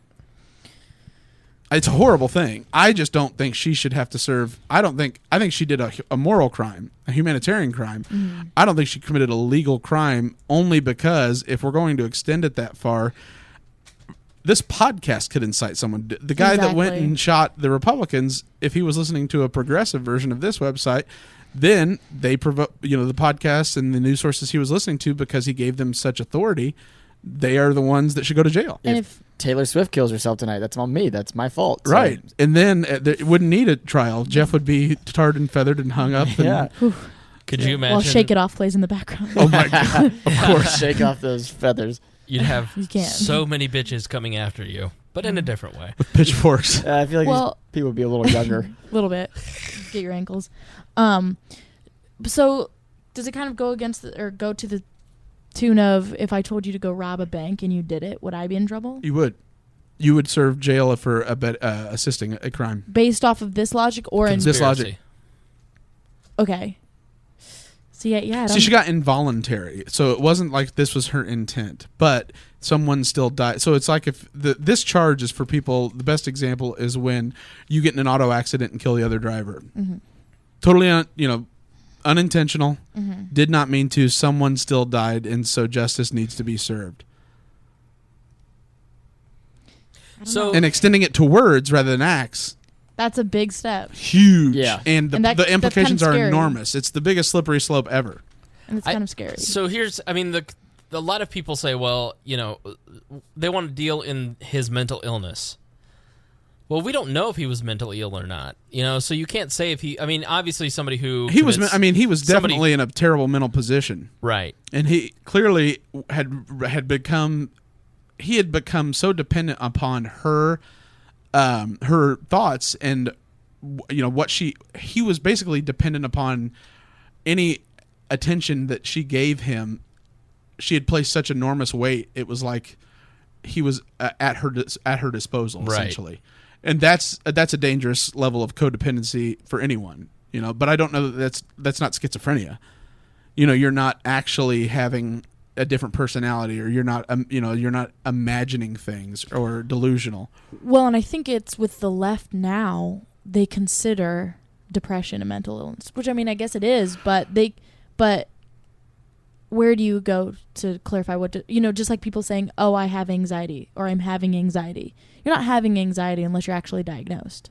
You know what I'm saying? And the diagnosis isn't even crystal clear is the other thing. Exactly. So that's where I think it kind of goes with depression too. It's, I'm a little bit depressed today. Well, if someone suffers from chronic depression and kills themselves, then that's mental illness. Are the people who, if it is an outside party that's responsible for it, are the parents that didn't ever offer approval? Is it involuntary manslaughter because they didn't ever say you did a good job or we're proud of you? Right. So it's pretty dangerous. Yeah, and I know, some people might say, well, that's just ridiculous. But then again, so is the situation. It is completely ridiculous. It was, she said something she shouldn't have said. Mm-hmm. It's horrible. But the urge for vengeance in the name of justice through legal ramifications is not justified whatsoever. Like, I get it. I want to, this is the kind of inhumane act you want to take a baseball bat to somebody Right. to get justice. But that's why we're, a nation of laws, not men, is it's to resist the urge for these, primal actions and like this, Right. these desires for vengeance. Because if you act upon it, it just turns into state of nature where it's whoever has the ability to enforce their will wins. Yeah. You do this and you're going to have prisons filled with 15-year-old kids. Right. And they were meanie. Like, we already have cyberbullying statutes, which we shouldn't have anyway. Well, I mean, lawyers are going to be the new bullies because they're just suing 15-year-old kids and getting all the money. You know what I mean? Exactly, because they know how. Yeah. Well, and here's the thing. Will this go to... Because I'm sure everybody in the world has bullied somebody at one point. Somebody has been the mean kid. Oh, yeah. I haven't. Right. Except for Vibbert. My work experience with you begs to differ. Fake news. Fake news. I would never bully you. So I think it kind of shows what our society is becoming, because I remember, in school, if somebody was being mean to you and you told them off, you were accused of being a bully. Right. You were in trouble. Standing up for yourself was bullying. Exactly. And of course this is a different situation, but it makes me think, you know what I mean? It just makes you think, like, it does, because it just flirts, you just have this really desire to want to do exactly what happened to her. Mm-hmm. But you had never, you can't, with the law being the way it is, the legal precedent set, and this being cited as an example in the next case, and the next case, and the next case, it's at a point where anything you say to anyone might be reduced to a lower sentence. Well, you didn't specifically commit involuntary manslaughter, but you committed indirect involuntary manslaughter. Right. And then you get into the point where it raises the question. Let's say this exchange happened, and rather than telling him to go ahead and finish it, she had not responded at all. Mm-hmm. Read and ignored. Read receipts on. She had done that. Just left him and he unread. killed himself anyway. Yeah. Is her lack of attention criminal negligence that spurred involuntary manslaughter because she knew is the requirement on you for like to be a good Samaritan, to this person's in trouble, I should be there? Is that what we want to force on everyone? That's a great point. And it's just like we walked through downtown Indianapolis tonight, and there's the people begging on the streets like hungry, if they die of starvation, is that our fault? You're the guilty party because you didn't either direct them, you didn't do anything at all to direct them to a food kitchen, bring them food, or help. Shame on you, Kat. Right. And so that's the real danger is where will this go? But she took a specific action, which I get. But what's worse, someone saying that to you or you being so ignored that even your act of absolute like last ditch effort in order to get attention from somebody you want it from is so irrelevant they don't respond at all. I would contend that may be worse. Yeah. In a lot of scenarios, rather than being told something mean, clearly, then he went ahead and followed through with. I would contend this individual probably would have reacted the exact same way had she not responded. Right. Mm-hmm. And that's then if you want to put somebody 20 years in prison because they didn't respond when you needed them, my God, that's awful. That's no society at all. Yeah. Because that's saying that you are owned by others at all times, and your attention doesn't belong to you. It depends on whoever needs it. I think we have to be really diligent about protecting free speech. Oh, yeah, absolutely. Especially as we enter the new age. I mean, Jeff, you're working at Barstool. I mean, Barstool is constantly hit with, in this environment, a lot of bullshit. Especially the New York office, Dave Portnoy says a lot of crazy shit. What was the thing that you were telling me that he said one time that he was like... There's some, CBS 60-minute interview or something where they're talking about... He made a rape joke. Right. And everyone, of course, lashed out, and he stood up for it. I mean, he didn't back down from it, which was pretty amazing to see. Yeah, which is one of the reasons that we love Barstools, because guys like Portnoy and Pat McAfee, they just go, yeah, I said it. I'm not going to back down. He's doing what I think the last true form of free speech is stand-up comedy, which is kind of under attack right now. But right. He's kind of doing what you can do on stage, on a bigger stage on the internet where everyone sees it, as opposed to in a theater that isn't televised or streamed online. So stand-up comedy, I think, has always been an essential part of healthy speech in our country. I mean, you go back to Lenny Bruce, although Lenny Bruce wasn't funny at all. No. Lenny Bruce was a huge free speech pioneer. You obviously have the 7 dirty words you can't say on television with George Carlin, which was a revolutionary case. What is the environment? I mean, I hear like Jerry Seinfeld won't go out and do comedy on college campuses. I mean, I was just at a show the other day where a girl got offended and she had to message and say, "Hey, I just want to let you know, like, I was really upset with something you said." Like, it's like what they're making it, and the person that said it was making a joke. Like, it was a funny joke. Like, Right. But they were the butt of the joke, and they felt like they were being bullied, and they wanted everyone to know that they were upset about it. Like, what they really felt entitled to, again, was your attention. Yeah. It wasn't enough that they were offended and then they're just not going to go back and support you. It's that they demand that that they were offended by it, and they feel entitled to an apology at minimum. Yeah. Or your attention at minimum, and an apology ideally. So and a commitment to never do it again. Yeah, yeah. Which is oppression. Mm-hmm. Quit oppressing me. Yes. So I get told all the time, it's a running joke that I look like Rachel Maddow, and like, I can either get offended by it and be like, I don't want anyone saying that about me. Right. Or I can go, yeah, I fucking do. Like, I look at myself in the mirror, I do. Right. I am much prettier than she is. I can see how people get upset. Like, I mean, because it's just a bunch of people on Twitter just like, hey, you look like, and it's like, they all want to be part of the joke. Right. And I totally get it. Like, if I was 15 or however old this kid was, you know what I mean? Like, or if I was 22 when I first started comedy and this was happening to me, I'd be like, why is everyone picking on me? I'm like, no, they just don't want to be a part of the joke. It's fine. I'm comfortable in my own skin. I think a lot of this just has to do with that. And yeah, I think that's a huge part of, especially if you're in the media. And I don't think a lot of people, the older you get, the thicker the skin you get. You just go, yeah, I'm not apologizing. I said it. I think Kat's about to check her fucking hair in her cell phone again. I was checking the comments on the Facebook Live. Okay, all right. So in 3 years, she won't care. She'll just show up and sit down and be like, yep, we're podcasting. I don't care what I look like. Right. It's called giving up. That hasn't happened? It's like when we were at Sam's Club and I go, Kat, you need to learn to not give so much of a fuck. And that old lady goes, he's right. The greatest moment. So funny. Spangle. I'm a libertarian. I'm a berry enthusiast. Yeah. We were at Costco. We were getting food for the We Are Libertarians pool party. And we were talking about something, and I was just like, listen, Kat, you need to give less of a fuck about everything. And this just old lady pushing a cart just goes, he's right. I haven't had a period since 1943. Listen to that young boy. Yeah, young whippersnapper. Oh, God. That's very funny. And like it goes even further, because like this was one case, right? Well, then you also have Canada, who adds, what do they add? They add gender, identity, and then something else to their human rights code, which is like their evolving constitution. If you miss and so if you don't use the proper pronoun when referring to the trans, it is a hate crime. And so punishable by law for not identifying them with the correct gender pronoun. And if they take offense and file charges, you are subject to a criminal offense. Yeah, that's sort of what Jordan Peterson, who the two best Rogan podcasts, Joe Rogan's That's what podcast, he's been rallying against.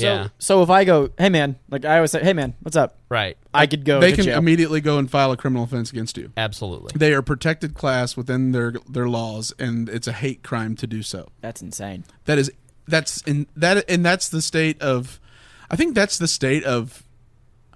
I don't want to just blanket say the American left, but like the radical like Berkeley tree climbing liberals, they have given up. I mean, if you even see some polling, like the youngest of the millennial generation don't even consider democracy the best form.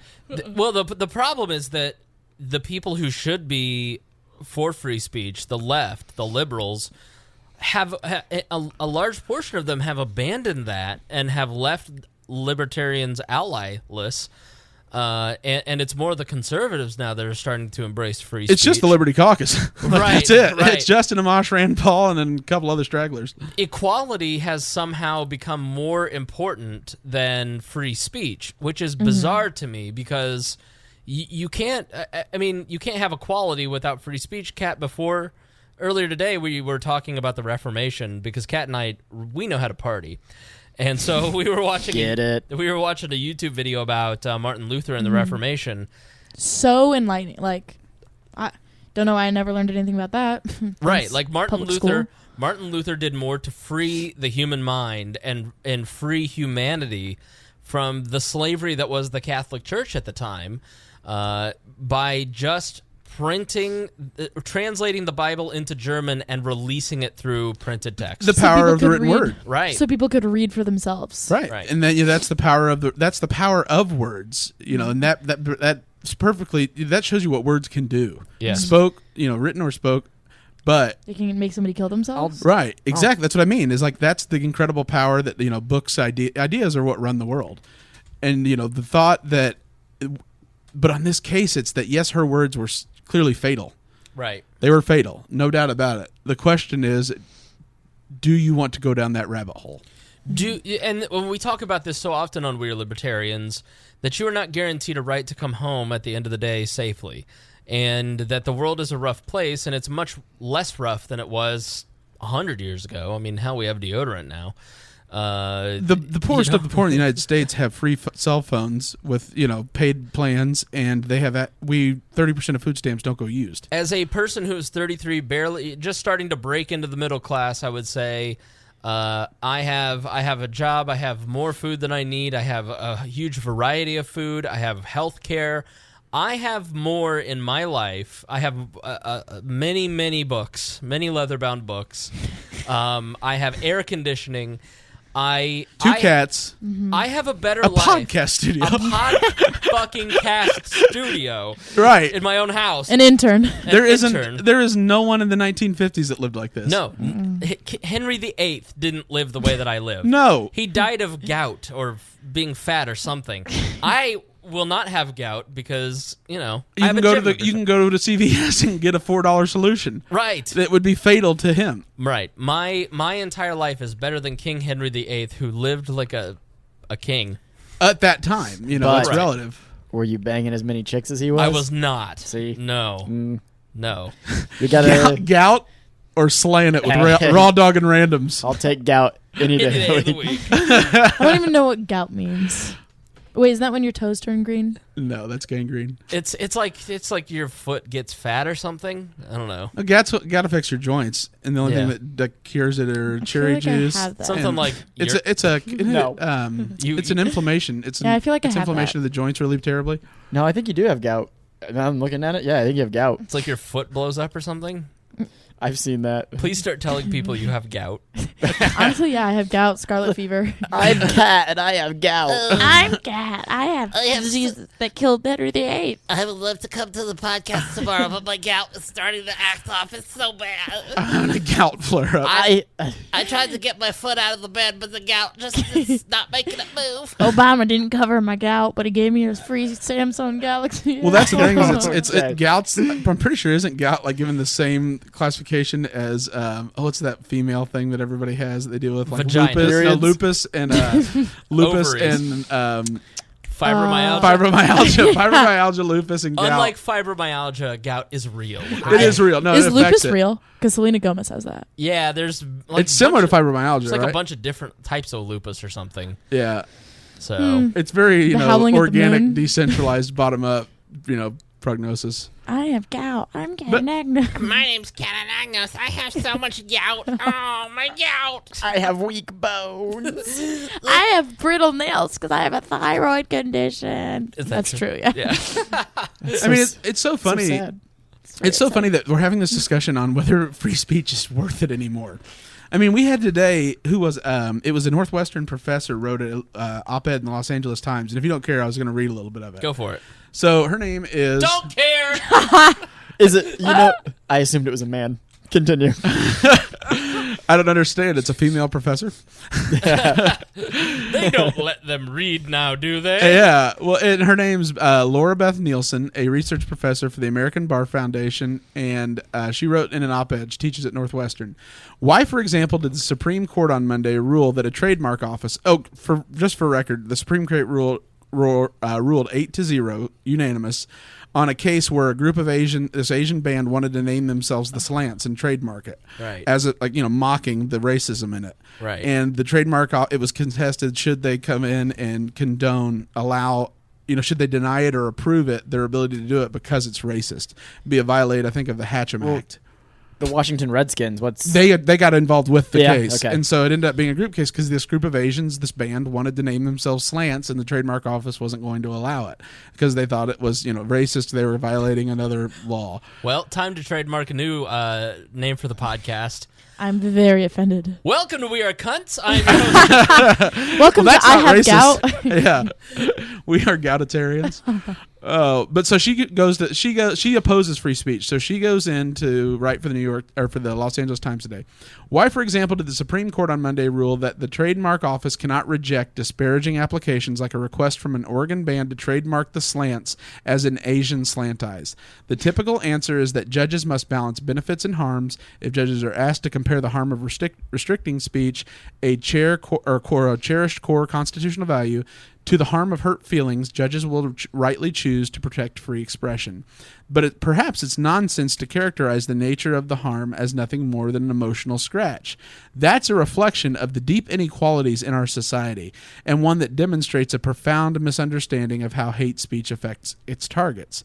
In fact, empirical data suggests that frequent verbal harassment can lead to various negative consequences. Racist hate speech has been linked to cigarette smoking, high blood pressure, anxiety, depression, and post-traumatic stress disorder. Having a podcast. Yeah, all requiring Gout. complex coping strategies with real-world effects from words. Exposure to racial slurs also diminishes academic performance.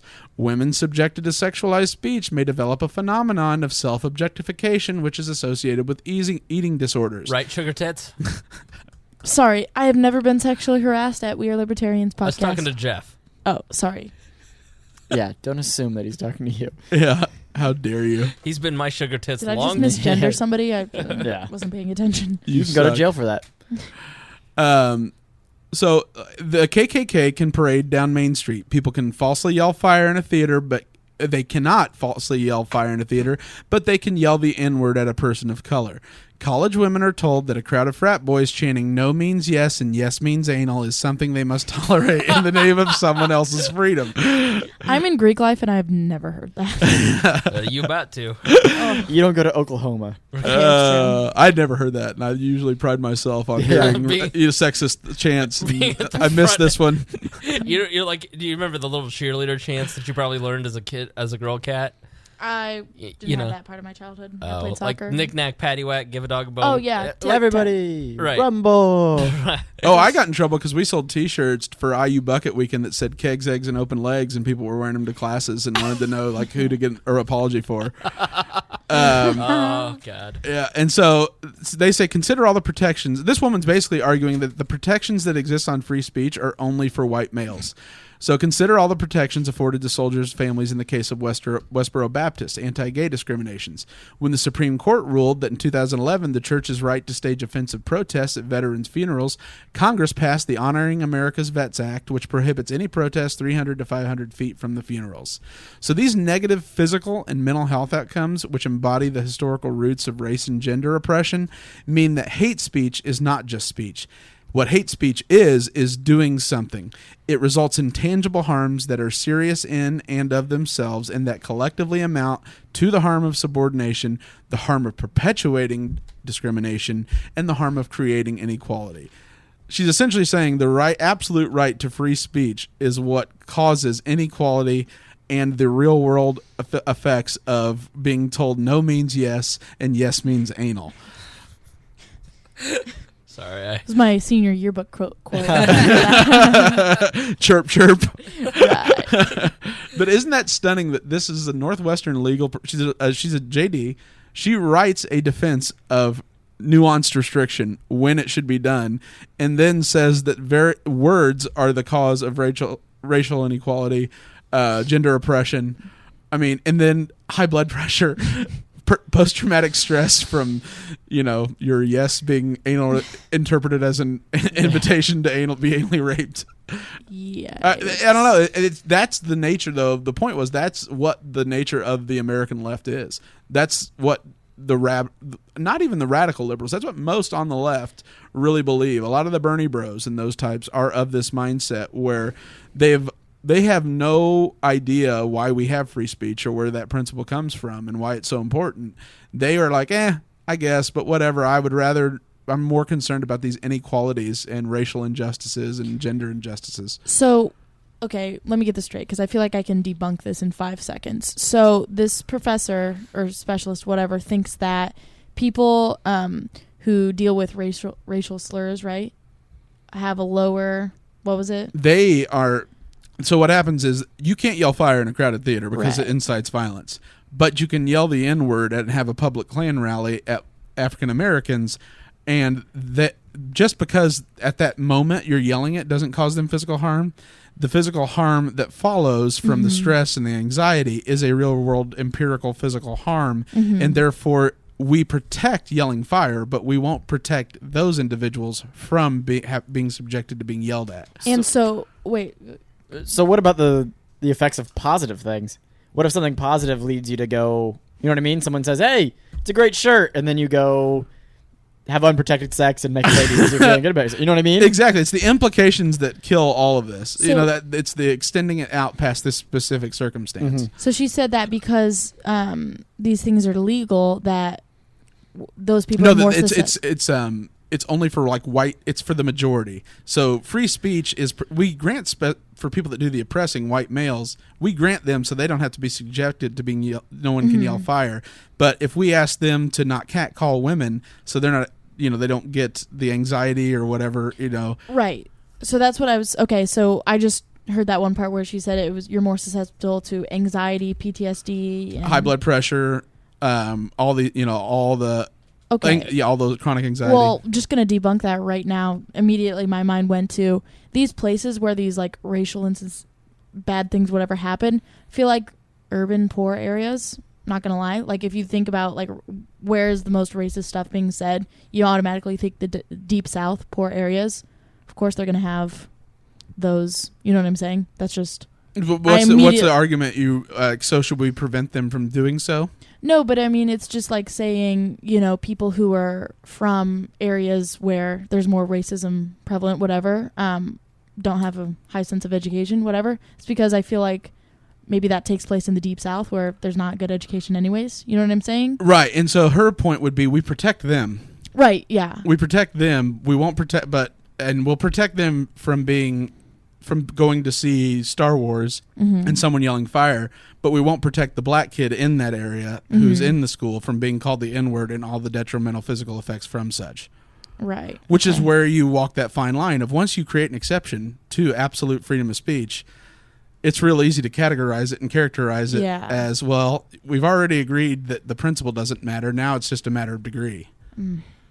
And so that's the danger of, creating these little special protected classes and these carve-outs. If you don't apply the law and set an absolute precedent, you open yourself up to exposure where she makes a compelling case. Right. Yeah.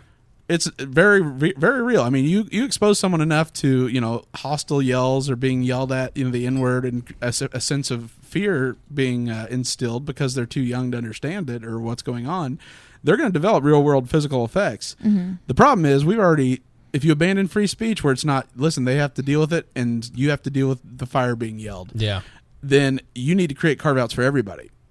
Well, and this is my final thought on the free speech. We'll wrap up and then cover. You want to do healthcare healthcare next time since it's so late? No, just give us a few facts on the healthcare here once we wrap up on free speech.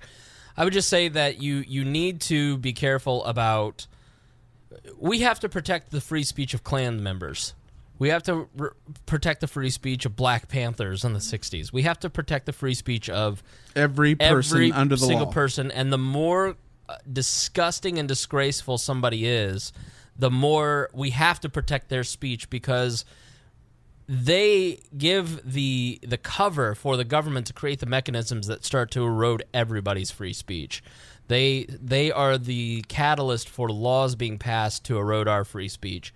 And so it is incredibly important for us to stand up for people who say and do heinous things if we care about free speech. Because if we don't, we will give the power to the government to take free speech away. Which is the reason why we have free speech, is it was a principle that came about after the Treaty of Westphalia, the 30 Years' War, where the Habsburgs tried to impart their Roman Catholicism over the Germans, the Bohemians, who were Protestants. Right.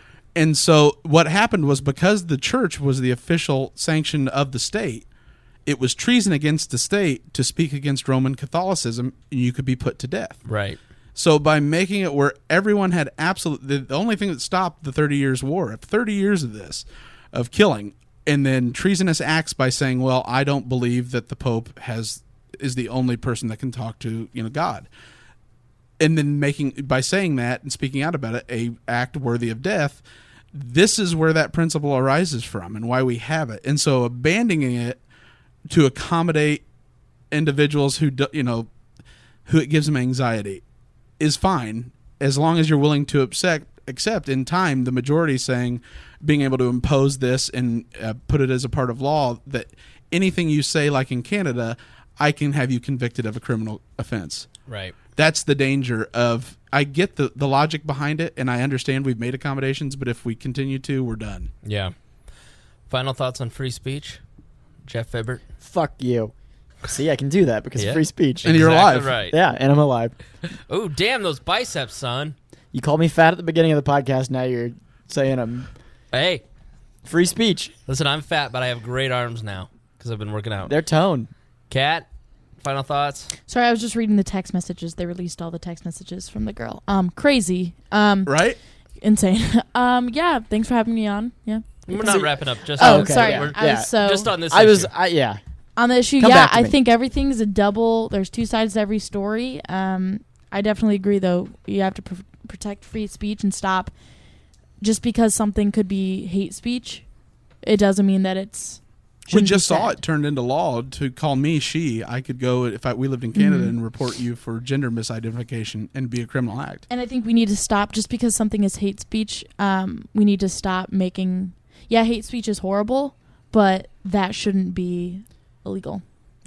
Can you come back to me on final It thoughts? sounds I was not. terrible. I don't condemn it, but still. Yeah, we're not wrapping up yet. We're just, No. I meant on free speech. Go- I wasn't yeah. ready, so I just said. Gotcha. I put Spangle down. When I don't know what to say, I just put Spangle down. Right. It's my default setting. Free speech. It's always running in the background when I need it. Jeffrey? As a person who is in the public eye, no, all the time people said to me, "Hey, fucking kill yourself! Like you're the worst." Like, you know what I mean? It's like, In words of encouragement. yeah. And I just don't understand how someone could take it so. Even when I've been in my worst state and I've gotten tweets like that, it's like, I don't know. It just doesn't make much sense to me. Right. And yeah, that's the point. That's the thing is. Yeah, even in my worst state, I can't put myself in this kid's shoes. I just don't get it. I don't understand it. I guess I'm too vain. I'm like Spangle. I'm too vain. Yeah, and that was Some the people nuance are of this like that. case. Is this guy clearly valued her opinion so much? Like, Yeah. the weight it carried was huge. I don't know. I don't get that. I'll Yeah. never understand it. That's kind of why I've been kind of quiet. I just don't get it. I don't understand it at all. Yeah. When you're as alpha as I am, I don't understand. And then you're just some guy with an egg avatar in your shitty Twitter Yeah. profile Right. All these eggs. with your Taylor salty. Swift conspiracy links. 15 followers. Ugh. That should you kill yourself. Kill yourself. Honestly. No, but I definitely agree. It's like, just because hate speech is bad doesn't mean that it shouldn't be protected, I guess, in a way. Right. Yeah. You can condemn something from a moral perspective without needing to legislate it. Exactly right. Before we move on to talking a little bit about the healthcare law, I want to thank Principled Propaganda. I got this awesome shirt from Principled Propaganda. It's like a lion's head with all kinds of cool words. I'll take a photo and put it up on our Instagram. But it's really cool looking, and he's a listener to the show and just wanted to send me a T-shirt, and I promised to give him a shout-out. Very cool design. Yeah, it's a Teespring store, so if you go to teespring.com and search for Principled Propaganda, they've got a ton of really cool designs. So I wanted to give a shout-out to our friends at Principled Propaganda. If there's a way, if you buy a T-shirt, and I know once you see these designs, like, they're really cool, then if there's a way to type in "We Are Libertarians" and do that, and then I'll make him give me money or something, commission or something. I can't force him. I can only persuade him. Last night, we've been waiting in secret.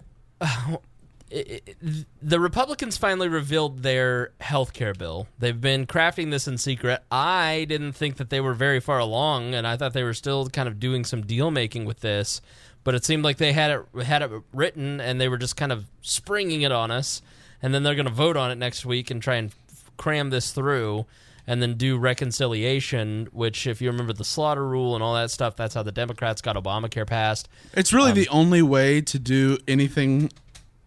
It's the only way to govern really anymore. We're really in a stagflation type government where nothing is happening. It takes, everything, they've tried to make everything budget related because it's the only way you can do reconciliation is pass it through the budget, like the regular budgetary process. So like the parts that are affected by this aren't a lot of the regulations in those parts. Yeah.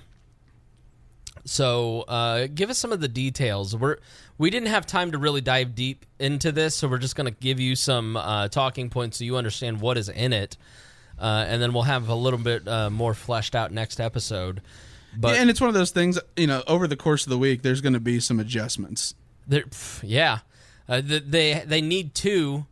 Two can defect from the Republican side, and then they have the tiebreaker in Mike Pence. But they now have 4 who say they're not going to vote for it in its current form. Right. And the holdouts Paul. are as expected, it's Rand, Ted Cruz, Susan Collins with the Planned Parenthood, with the removal of funding for the Planned Parenthood, and I forget who the other one was. But really what it does is, so the plan gives subsidies to illegal immigrants so long as they're working in the United States.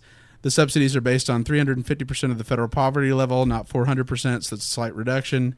It gets rid of the businesses have to offer health insurance or pay a penalty and the individual mandate. So if you don't have it, aren't forced to buy it. And then it changes the demand that if you get a qualified plan that you have to provide abortion. So all plans have to cover abortion, unless it's in this, including this podcast. Yeah, unless it's to save the life of the mother. And then each state will get 10 to 15 billion for just in a block grant to cover uncovered individuals that go to the emergency room to help offset that cost. The Cadillac tax on really nice union plans is gone. The medical device tax is gone. The HSA penalty is gone. Prescription tax is gone. Let's see. Business owners can deduct Part D expense again. You can deduct medical expenses. Let's see, up to 7.5% of your income or 10% of gross adjusted. Tanning tax is gone. Tanning tax? Yeah, there was a tanning tax. What? Wait, it's gone? Part of Obamacare. It's gone under this. We can start. Do you know how expensive that was?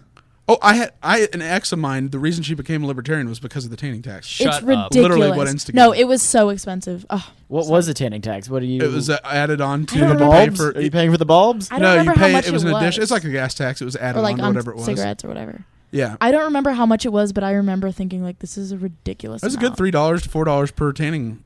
Suntan City has that cool thumb scanner, and their tans never run out. You can, if you buy 5, you can use them whenever. I could go back right now and use my tans. I still have like 4. Silly. Sorry. Right. I forgot your libertarians don't like humor. So It's true. now that it's Especially humor, it's on just this dumb. podcast. But, yeah. We're just, we think that those words could be misconstrued in order to encourage people to get melanoma. I just love And we don't want the legal liability, and so Jeff needs to go to jail and suppress his speech. I just Yeah. love how excited Kat was about the tan tax. I'm No. telling you, that was the one that moved the needle for like so many people. That's why I am so pale. Is because like you can only go outside so much. Said the human animal. So Yeah, because you're playing your video games. You Yeah, can't go 'cause I'm- outside. You're in there with your Minecraft all day. right. Sorry, continue with the Oh no! bill. I'm just. It's going to be adjusted because the pre-existing conditions. Trump made that promise that has to stay. Medicaid expansion, where the states every time they enrolled more people in Medicaid, they got like the majority of it was paid for by the federal government, and then in time the cost sharing changed. That's been changed. The rollback begins in 2020, and so now it's not. They're not encouraged. It's not going to be matched in the same way.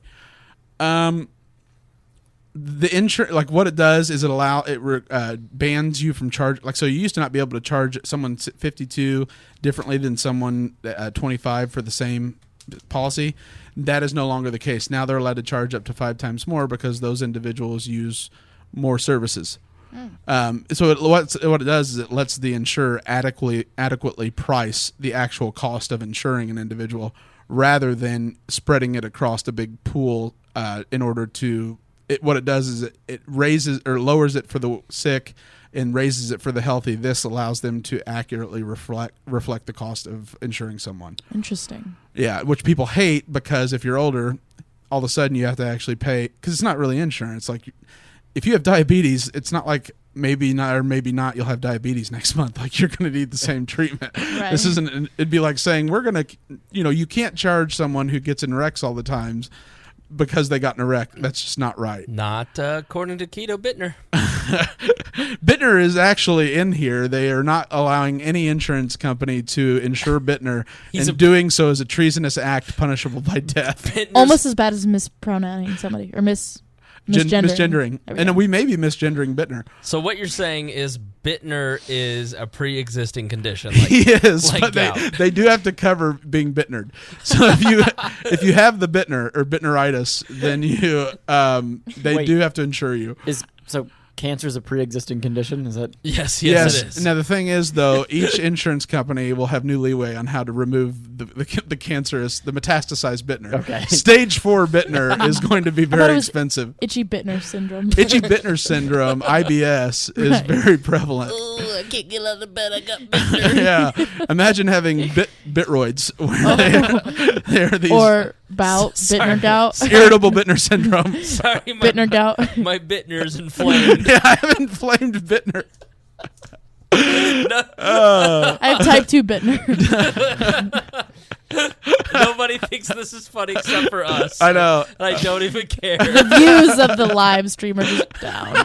I know we're getting tired because we're in that territory where Spangle thinks mocking cyberbullying Bittner is funny. He's never gonna hear it. Well, no. This is on YouTube, so it's cyberbullying. Video, yeah. See that? I know how to plug that. But if He you is have losing. if you have Bittneritis, you can still get health insurance. Won't you donate $2 today to help someone who suffers from Bittner? You get a nice blanket. No, What? you've never seen those commercials? Yeah, with the little guy in the khaki pants and the blue button up. It's like, oh, died. God. My mom and I do this impression. He died? Yeah, gout. Bittner. With a child, loving care blanket. You'll help a child like me in need. It's so much more. St. Jude Research Hospital for Kids. Anything else on the healthcare laws? I think it will ultimately pass elements that can through reconciliation, and I support it. This is like I said in chat earlier, trying to pass anything that meets all the demands that are being put on this is like it's like getting finding a unicorn. It isn't going to happen. So this is a good step, though. I think it isn't perfect. It doesn't replace Obamacare, and it does replace Obamacare, and it's a phased-out setting, and it gives a lot of the authority back to the governors who have, if you're a state-elected Democratic governor and you want the benefits of the existing, you have that option to you. Or if you're like in a Republican state, they're going to have the more autonomy to deliver, health insurance. So it's the idea, it gives it flexibility, which is rare for legislation. Right. All right. Well, very good. I feel like we've just immediately I've run out I'm of gas. tired. I'm I'm done. so tired from. Got an hour drive back. All right. Fancy. Final thoughts for this episode, Gregory Lenz. Or you can start with those two. All right, Kat.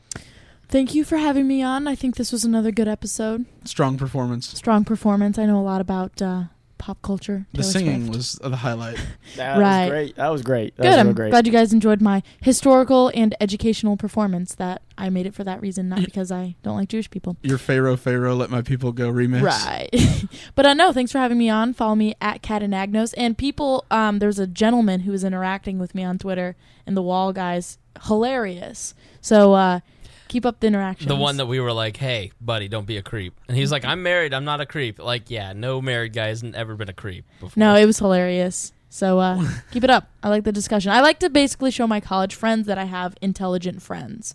So tweet me. Don't show them this. Yeah, so don't show them. Jeffrey? Final thoughts. Greg, Spangle, hilarious as always. I enjoy being on this Cyberbullying, podcast. the funniest. Yeah.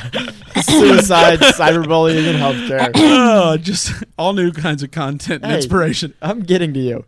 Kat, you are very mature. You are wise beyond your years. You are going to be very successful. It was fun sitting on this podcast with you. He's hitting on her right in I'm front of only saying it because I'm hitting on it. No, thank you guys very much for letting me be on here. Oh, it's always a pleasure. I'm Thanks glad for- you joined us again. Yeah, thanks for coming. Came down to the south side. Greg? No, I think it was a good episode. I think that we did as good a job flushing out the free speech stuff as Yeah. you can. You know, because I get the vindictive urge that, you know, feel satisfied by her sentence, but at the same time, it's not worth it. Yeah. I think for the free speech thing, they should just cut out your tongue. No jail time, just cut out your tongue. Philisis. Yeah. It's very Roman of you. Sorry. Thank you, everyone, for joining us here on the podcast. Please be sure to follow Jeff Vibbert on all your multimedia needs. What was that name? Jeff Vibbert. Bibs. Vibbert. Follow Kat Anagnos because she fucking needs this, and Greg Awful. too. Greg shares. People funny- message me and I respond, but not quickly, and I can tell it irritates them. And so Why? I'm sorry, but I don't always respond to messages You have that a life. quickly. Yeah. You don't have time for It's your not because I haters. don't love you. Want to thank Shira Newman. Shira donated some stuff from our Amazon wish list that you find at WeareLibertarians.com. She donated one of those tripods. Aw. And a cord. So, if you want to pitch in some equipment, we could always use your help with the Amazon wish list. So thank you to her. Appreciate that. And everybody, especially to Jason Doolittle. He donated the Mevo camera that we're going to start live streaming. So please, what is happening over What here? is she doing? Sorry, She's an insane person. We're autisming at levels. You really are like me. She's eating things and like sword fighting Vibbert. I just say I don't know. Thank you for listening. And so thank you so much. We're going to do some live streaming soon, so check that out. All right, thank you, everybody, for being a part of the We Are Libertarians community. We love you so much. You guys make this so much fun. We love interacting with you, so please make sure to send us emails at editor@wearelibertarians.com or join the Facebook group and dive in. And as always, please be sure to share this with your friends. And as always, we promise... To do better next time. Almost got it. To remember our catchphrase. Bitnerd. Thank you for listening to the We Are Libertarians Network. Get our other shows at WeareLibertarians.com.